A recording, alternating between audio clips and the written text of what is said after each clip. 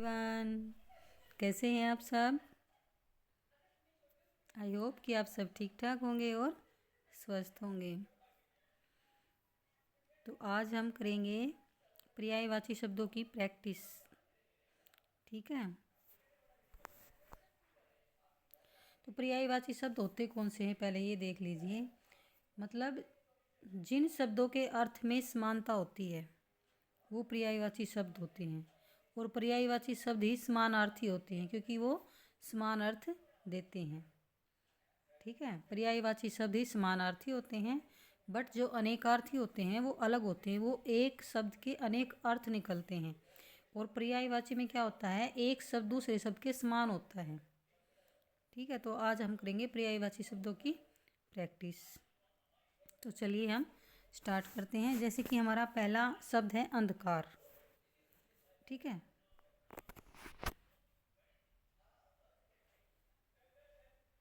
अंधकार का आप देखिए, अंधेरा, अंधियारा, तम, तिमिर, तमस, तमिस और वृत्र।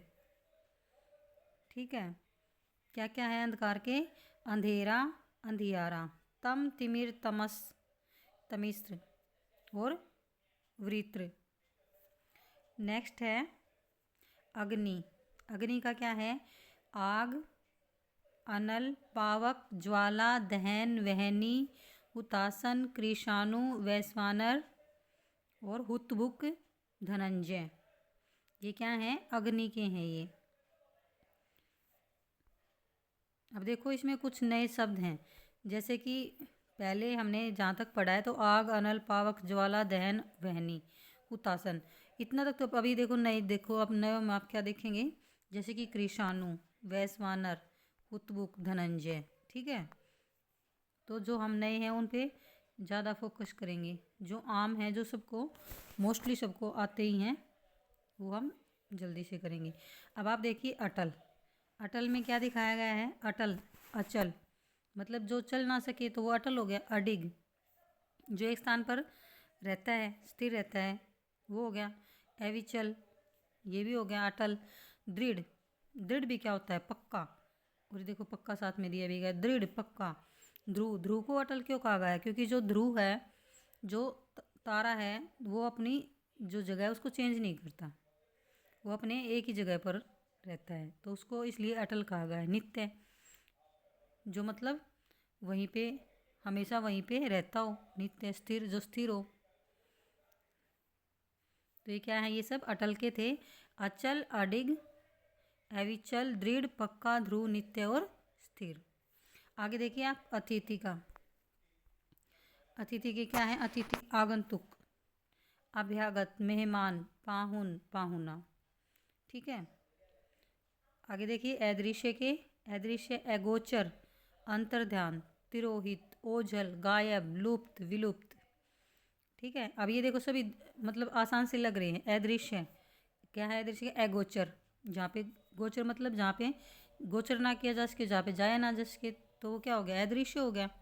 भी अगर हम जा नहीं सकते, हमें दिखाई नहीं दे रहा तो अदृश्य हो गया। अंतर्ध्यान भी हो गया। ओझल है, गायब है, लुप्त है, विलुप्त है। अब इसमें थोड़ा सा अलग लगा तो तिरोहित। ठीक है, ये आप ध्यान रखेंगे। आगे देखिए अनुपम। अनुपम क्या है, अतुल, अतुलनीय, अद्वितीय, अप्रतिम, बेजोड़, लाजवाब। मतलब बेजोड़ क्या है, जिसके जोड़ी का कोई ना हो तो वो क्या है, वो अद्वितीय है। ठीक है, वो लाजवाब है। तो ऐसे आप इनको याद रख सकते हैं कि ये बेजोड़ भी अनुपम में ही आता है और अप्रतिम। ठीक है, आगे देखिए नेक्स्ट क्या है, अनोखा। अनोखा में क्या है, अनूठा, अद्भुत, निराला, अपूर्व, विचित्र और विलक्षण।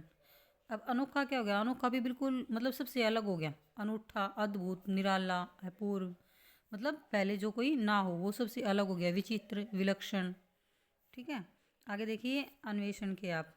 अब अन्वेषण क्या होता है, खोज, अनुसंधान। ठीक है, गवेषणा, गवेषण, अन्वीक्षण, अन्वीक्षा। ये किसके थे, अन्वेषण के, खोज के। आगे देखिए आप अपमान के। अपमान के क्या क्या हैं, अनादर, निरादर, अवज्ञा, अवमान, अवहेलना, तिरस्कार, बेइज्जती, तौहीन, बेकदरी। ठीक है, तो ये सारे अपमान से मिलते हैं भी। अनादर, निरादर, अवज्ञा, अगर किसी का कहना ना माने तो वो भी तो अपमान हो गया ना। अवमान, मान ना करना, अवहेलना भी किसी की मतलब बात को नहीं मानना, उसको मना कर देना। तिरस्कार है, बेइज्जती है, तौहीन है, बेकदरी है, ये सब किस में आगे? अपमान में आगे। आगे देखिए अभिमान। अब अभिमान में क्या है? अहंकार, गर्व, गौरव, घमंड, दम्भ, दर्प, गरूर, गुमान। देखिए इसमें सारे ये सारे रिलेट हो रहे हैं मोस्टली, जितने तो जहाँ तक याद रहते हैं। अहंकार, गर्व, गौरव, घमंड, दर्प, गरूर, गुमान। तो इसमें कुछ डिफरेंट लगा तो क्या लगा? दम्भ। ठीक है, तो ये किसका होता है? अभिमान का। आगे देखिए, आगे है अमृत। अमृत के क्या हैं? सुधा, सोम, अमी, अमीय, पीयूष, सुरभोग और देवाहार। ठीक है, अब इसमें कुछ डिफरेंट है तो क्या लगेगा? अब हम यहाँ तक तो कर लेते हैं अमृत के, जैसे कि सुधा है, सोम, अमी, अमीय, पीयूष। अब इसमें कुछ अलग लगा तो क्या लगा? सुरभोग और देवाहार। तो अमृत को सुरभोग और देवाहार क्यों कहा गया है? क्योंकि सुरभोग मतलब सुर मतलब देवता, जो देवता, भोग मतलब जो जिसको जिसका भोग करते हैं, मतलब खाते पीते हैं, जिसको पीते हैं। ठीक है, तो जिसको देवता पीते हैं वो अमृत हो गया। देवाहार जो देवताओं का आहार है तो वो अमृत हो गया। ठीक है, इसको हम ऐसे रिलेट कर सकते हैं। आगे देखिए आप अर्जुन के। अर्जुन के क्या क्या हैं? पार्थ, ठीक है, कृष्ण भगवान ने कहा उसको। धनंजय, वृणला। वृणला ये शायद ये वनवास में गए जब अर्जुन ने वृणला का रूप धारण किया था, तभी इसको वृणला कहा गया है। किन्नर का रूप धारण किया था ना उसने, अर्जुन ने, इसलिए। गांडीवधर, अब ये गांडीव क्या है? ये अर्जुन का धनुष है, तो गांडीव को धारण करने वाला हो गया, गांडीवधारी हो गया। ठीक है, ये अर्जुन के धनुष का नाम है। तो धर या धारी, धारण करने वाला, तो ये अर्जुन हो गया। कौनते, कुंती का पुत्र हो गया। ठीक है, ऐसे ही देख गुडाकेश और सव्यसाची। ठीक है, देखो ये तो नहीं पता मुझे कि हर एक चीज़ को मतलब, जैसे कि अब अर्जुन के ये यहाँ तक तो हमने कर लिए। पार्थ, धनंजय, वृणला, गांडीवधर, ठीक है, गांडीवधारी, कौनते। अब गुडाकेश और सव्यसाची क्यों कहा गया इतना मुझे नहीं पता। अगर आप किसी को पता है तो प्लीज़ कमेंट करके एक दूसरे की हेल्प ज़रूर करें। ठीक है, लेकिन जितना मुझे पता होगा मैं आपके साथ शेयर ज़रूर करूँगी। आगे देखिए असुर। असुर में अब क्या आ गया? जैसे कि राक्षस, धनुज, दैत्य, दानव, दमूल, निशाचर, निशीचर, रजनीचर, तमचर और सुरारी। अब ये सारे क्या हैं? निशा, निशी, रजनी, ये किसके हैं? ये रात के हैं। तो जो ये रात में जो अब क्या कहते हैं, जो मतलब राक्षस हैं वो रात में ही ज़्यादा घूमते फिरते हैं। तो देखिए तम, निशा, निशी, रजनी, ये किसके आ जाते हैं? ये रात्रि के भी तो हैं। तो रात्रि में जो विचरण करते हैं वो ये असुर से सारे रिलेट कर दिए गए हैं, जैसे कि राक्षस, धनुष, दैत्य, दानव, दमन। अरे देखिए निशाचर, निशीचर, रजनीचर, तमचर, सुरारी। ठीक है, आगे देखिए नेत्र, नहीं सॉरी आँख।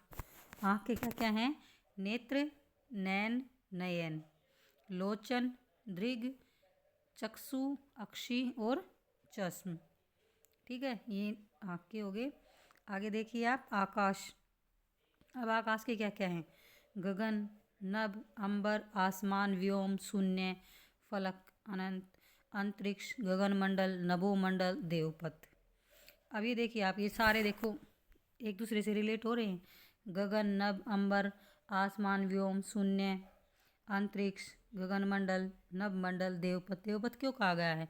देवपथ मतलब, पथ मतलब क्या होता है? रास्ता, और देव मतलब देवता, जो देवताओं का रास्ता है। अब देख क्या भाई, हम जैसे कि सुनते हैं कि जो देवता हैं वो आकाश में गमन करते हैं, तो इसलिए आकाश को देवपथ भी कहा गया है।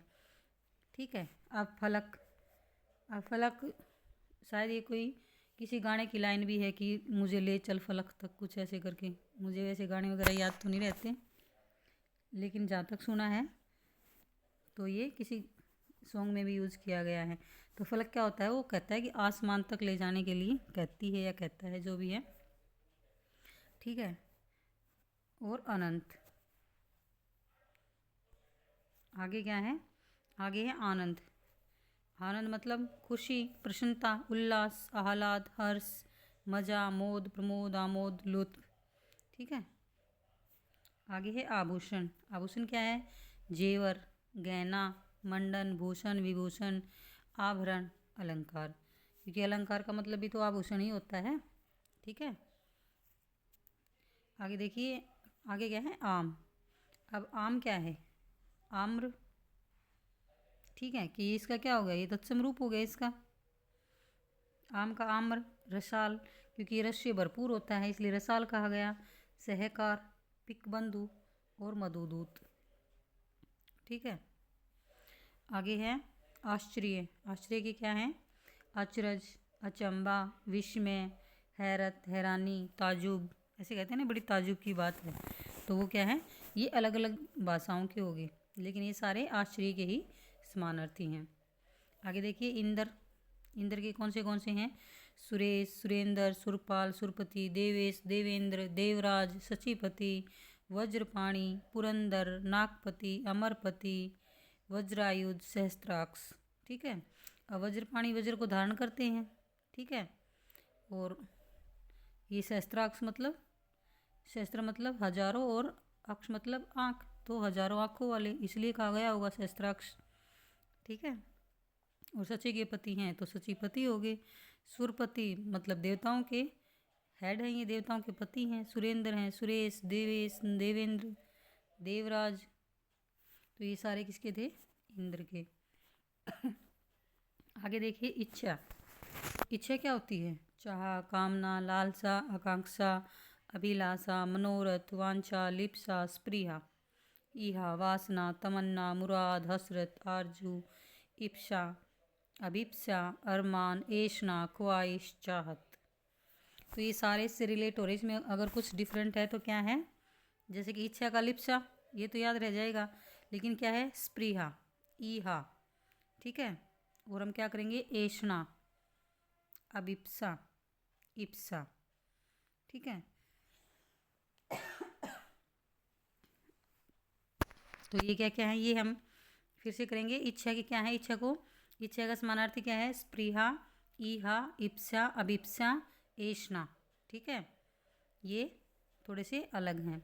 बाकी सब तो बेशक अलग अलग भाषाओं के हैं, लेकिन सभी इससे रिलेट हो रहे हैं। जैसे कि चाह, कामना, लालसा, आकांक्षा, अभिलाषा, मनोरथ, वांछा, लिप्सा, वासना, तमन्ना, मुराद, हसरत, आरजू। ठीक है, ख्वाहिश, चाहत। डिफरेंट है तो क्या है? स्पृहा, ईहा, इप्सा, अभिप्सा, ऐशना। ठीक है, आगे देखिए ईश्वर। अब देखो भाई, ईश्वर के कितने सारे हैं, लेकिन बिल्कुल आसान, आप सभी इसको रिलेट कर पाएंगे इन सभी को ईश्वर से। इस प्रभु, परमात्मा, भगवान, परमेश्वर, जगदीश, अंतर्यामी, जगन्नाथ, त्रिलोकनाथ, निरंजन, ब्रह्म, सच्चिदानंद, रब, अल्लाह, अविनाशी, खुदा, चिन्मय, त्रिलोकीनाथ, जगदीश्वर, जगनियता, परमपिता, विश्वनाथ, विशंबर, विश्वम्बर, विश्वात्मा, विश्वेश्वर, सर्वशक्तिमान, सर्वेश्वर, सृष्टिकर्ता और स्वयंभू। ठीक है, इन सबको आप अच्छे से रिलेट कर पाएंगे।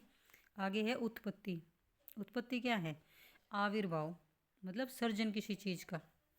ठीक है, प्रादुर्भाव, उदय, उद्भव, जन्म, पैदाइश, व्युत्पत्ति। ठीक है, ये सभी इससे रिलेट हो जाएंगे। आगे है उद्यान। उद्यान क्या होता है? बाग, बगीचा, उपवन, वाटिका, गुलशन, गुलिस्तां, चमन। आगे है उन्नति। उन्नति में क्या है? उत्थान, उत्कर्ष, विकास, अभ्युदय। अभ्युदय मतलब कुछ नया उदय हुआ है, कुछ उन्नति हुई है, कुछ प्रगति हुई है। प्रगति, तरक्की, वृद्धि और उन्नयन। अब आप इसमें कुछ डिफरेंट लगे तो उन्नति का क्या स्पेशल करेंगे? उन्नयन। ठीक है, आप देखिए आगे देखिए कपड़ा। कपड़ा क्या है? वस्त्र, पट, वसन, चीर, अंबर, दुकुल और अंशुक। अब क्या है इसमें अलग? क्या है? वस्त्र, पट, वसन, चीर, अंबर। यहाँ तक तो सभी को याद मिलते हैं, लेकिन कुछ डिफरेंट मिलेगा तो कहाँ मिलेगा? दुकुल और अंशुक में। ठीक है, तो ये किसके हैं? दुकुल और अंशुक, कपड़े के। जो कपड़ा होता है उसको दुकुल और अंशुक भी कहा गया है। ठीक है, तो आज की क्लास में इतने ही। इसकी नेक्स्ट प्रैक्टिस क्लास हम कल करेंगे। उम्मीद करती हूँ कि आप सबको समझ आई होगी। Thanks for watching.